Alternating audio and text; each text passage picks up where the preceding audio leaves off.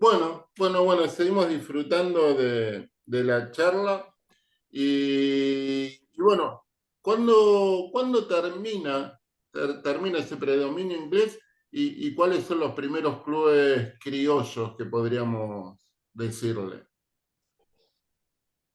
Bueno, los británicos tuvieron una preeminencia mundial hasta la Primera Guerra Mundial, que fue 13-19, y en el fútbol argentino pasa casi lo mismo. La tuvieron hasta 1912, en que se produce la primera decisión del fútbol argentino. Ellos querían manejar todo, no querían, como el fútbol les conté, que iba tomando el gusto popular y la mayoría fundaba su equipito nativo y se querían inscribir en la liga. Entonces, ¿qué es lo que hacen? Había la segunda división se crea en 1899, la tercera división en 1900 y la división menores o la cuarta división en 1901. Como cada vez había más equipos que querían participar, ¿qué hicieron? La pirámide aguzada y, ampliada abajo. Crea en la segunda división la zona A y la B. Y seguían metiéndose equipos. A, B, C y D. Y así sucesivamente. Entonces cada vez había más equipos nativos abajo de la pirámide.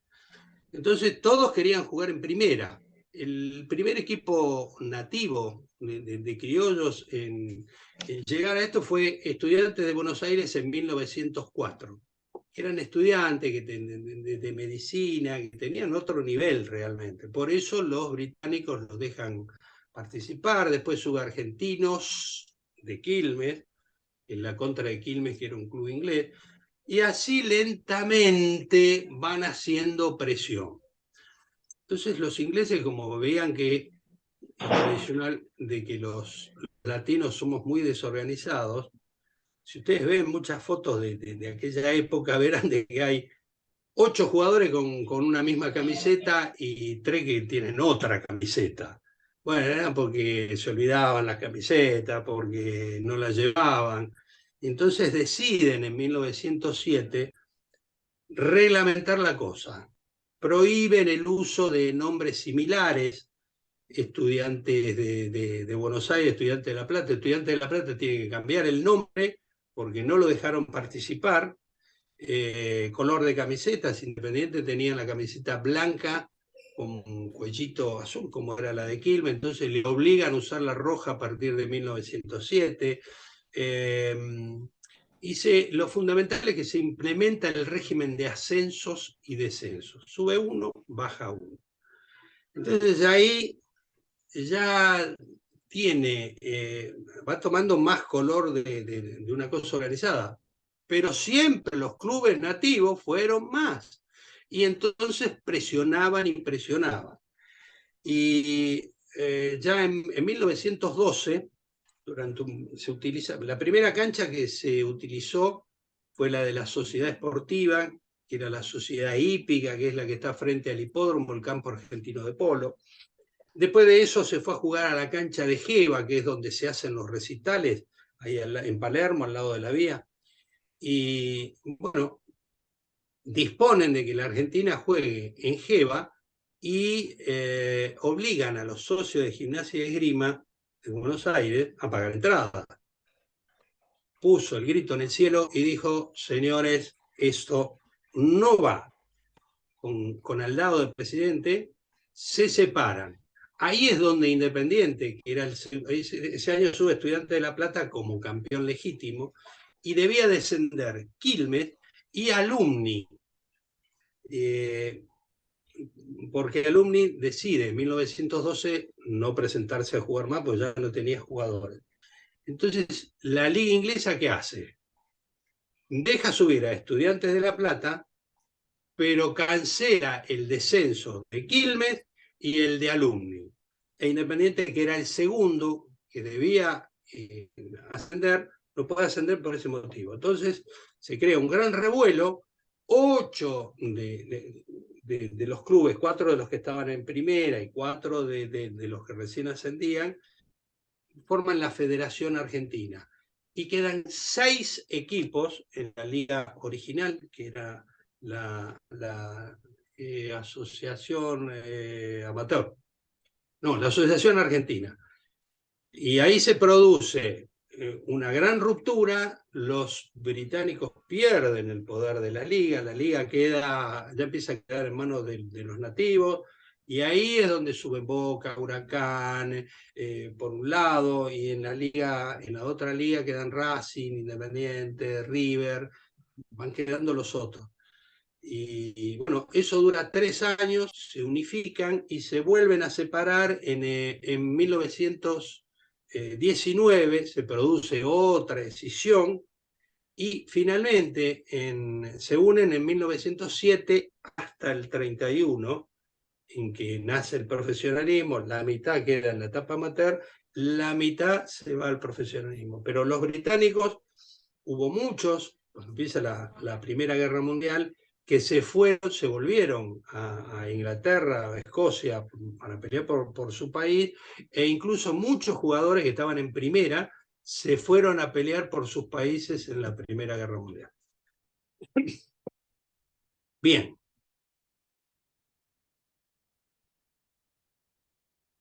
Ahí no los escucho. Jorge, ¿ahí escuchás? Sí, sí. Jorge. Entonces, claro, a partir, lo que hablábamos, el contexto, por ejemplo, en este caso de la Primera Guerra Mundial, hace que los jugadores británicos que estaban en la liga tengan que regresar a su país, y bueno, y ahí es donde el fútbol ya empieza a ser más criollo, no solo Sí, sí. desde los clubes, sino también de las federaciones. Exactamente ese es el proceso que siguió. O sea, empieza a tener preponderancia el fútbol nacional. Ya había la etapa de los equipos, eso que yo había explicado, de muchos indios, pocos caciques. Ya en esa primera etapa, que fue de 1904 a 1909, los británicos que venían, pero goleaban continuamente. Ya después de la Primera Guerra Mundial, ya la cosa terminó siendo pareja. Y en los últimos años del amateurismo ya ganaban más partidos los criollos que los extranjeros. Y la selección argentina, Jorge, porque se jugaron algunos partidos con selecciones de las ligas disidentes. ¿Cómo era esa historia bien? Bueno, la representación siempre la tuvo la liga original. O sea, no era la federación donde estaban Estudiantes Independientes, sino donde estaban Racing y River, la primera. Esa decisión duró 3 años. Y la segunda, que es del 19 al 26, la liga que ostentaba el poder era la de Boca y Huracán. O sea, había 2 selecciones paralelas. Entonces, por eso había un poco de resquemor, perdíamos con los uruguayos continuamente, entonces la gente clamaba, por favor, únanse para terminar con esto. Por eso nosotros nos fuimos al campeonato olímpico del 24, que gana Uruguay, porque la liga que detentaba el poder no estaba en condiciones como para financiar el viaje a las Olimpiadas. Claro, Uruguay fue digamos, el presidente de la asociación fue el que financió el viaje a París, ¿no? Que creo que algo así fue. Ahora, Sí. Uruguay había ganado ese sudamericano, digamos.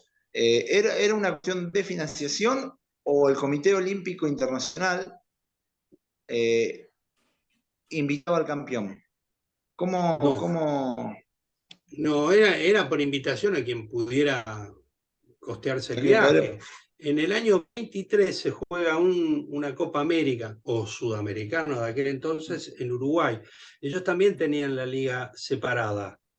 Tuvieron 3 años de liga separada.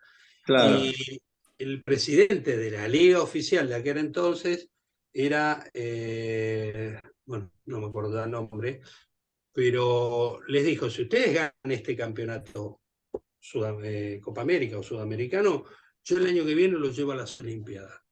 Y bueno, él financió, creo que era Tilio Narancio, financió el viaje y los llevó a las Olimpiadas de París. Claro. Y Ya bueno, para esa época el fútbol rioplatense era de elite internacional. No nos podíamos medir con los ingleses porque ellos siempre estaban separados. Ellos preferían jugar entre ellos, con Escocia, con Gales, con Irlanda. eso, Pero evidentemente, eso pasa sí, Jorge. después de las Olimpiadas del 12, en que, claro, eran profesionales y no recuerdo qué selección los destruyó a patadas. Entonces presentaron la queja y le dijeron, ustedes son profesionales, ¿qué quieren? Y hicieron el gran aislamiento. Se aislaron hasta 1950 del fútbol mundial. Entonces, a nivel de selecciones, y construyeron en 1902 el Hampden Park de Glasgow, y hicieron unos campeonatos tan apasionantes de que en el año 47 tuvieron 148.000 personas en el Hampden Park. Y Londres inaugura en 1922 el estadio de Wembley. Se aislaron. La selección la tuvieron invicta hasta el año 53, en que llaman a Hungría a jugar un partido en Londres. Hungría, de la que después saldría subcampeón del mundo en el 54, perdiendo con Alemania, y les, les ganaron en Wembley. Y dijeron, esto fue una casualidad, vamos a jugar la revancha a Budapest. Y ahí perdieron 6-1. Entonces volvieron recién en el Mundial de 1950 en Brasil y los elimina Estados Unidos 1-0 al ganarle el único partido que jugaron en ese Mundial.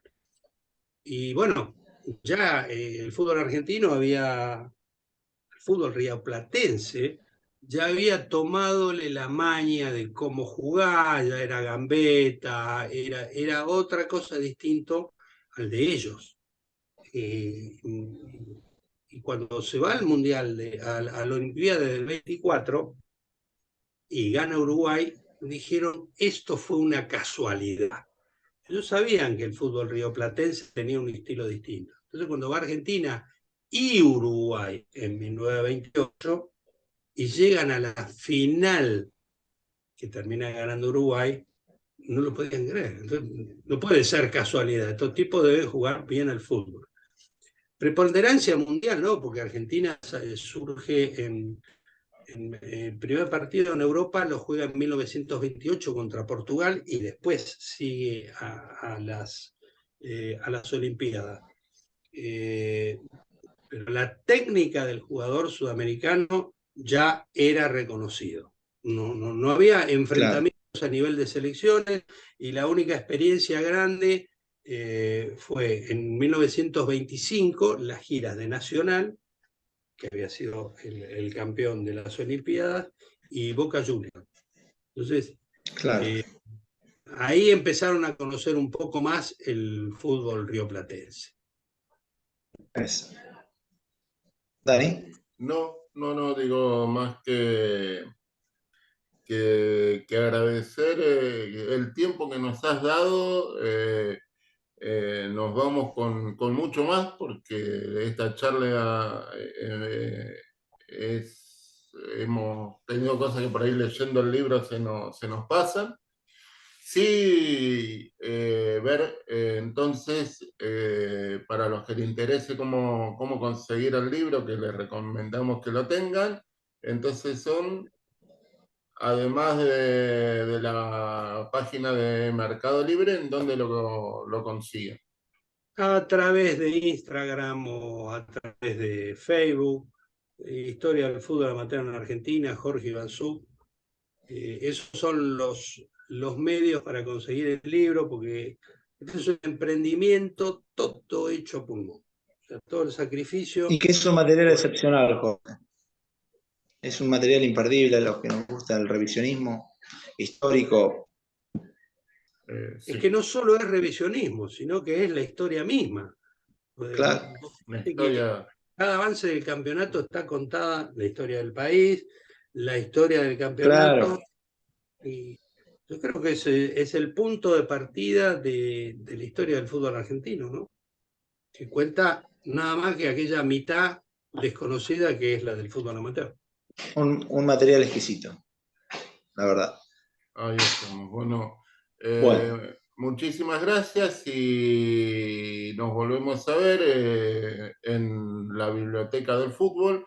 Esperamos que les haya gustado a los que están del otro lado, tanto como a nosotros este programa. La verdad que mil gracias, Jorge. Y bueno, lo comprometemos, Daniela, Jorge, para otro momento, porque hay mucho para hablar todavía.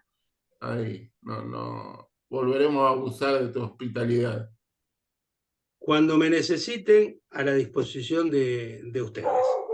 Muchísimas gracias desde mi punto de vista también.